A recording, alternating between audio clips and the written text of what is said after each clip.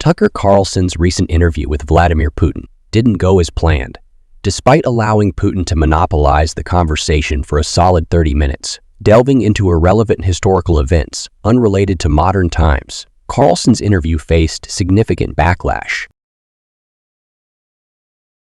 At the beginning of the interview, we asked the most obvious question, which is, why did you do this? Did you feel a threat, an imminent physical threat, and that's your justification? And the answer we got shocked us.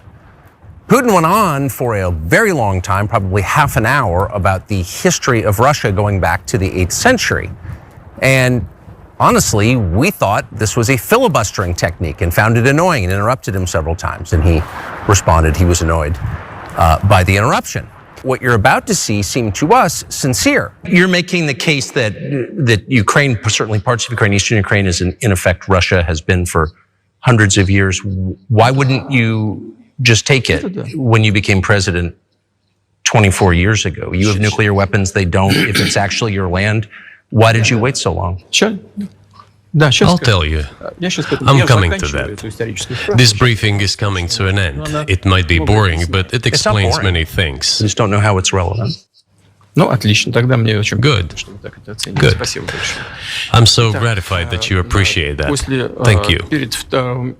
Carlson's interview faced significant backlash. This led the former Fox News host to seek refuge on Elon Musk's X, formerly known as Twitter.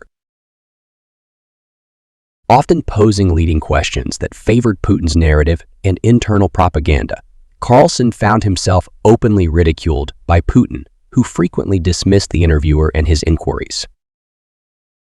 Putin's rare acceptance of interviews, particularly with established news organizations and reporters, raised suspicions that he agreed to speak with Carlson because he offered a platform to air his viewpoints without challenge. Notably, not a single question posed by Carlson deviated from Russia's talking points on Ukraine and world politics. Crucially absent from the discussion were the tens of thousands of deaths on both sides of Russia's aggressive war, along with the deaths and displacements of hundreds of thousands of Ukrainian citizens. As anticipated, far-right ex-commentators largely rallied behind Carlson, aligning with the increasingly sympathetic stance toward Russia and Putin seen in right-wing circles worldwide.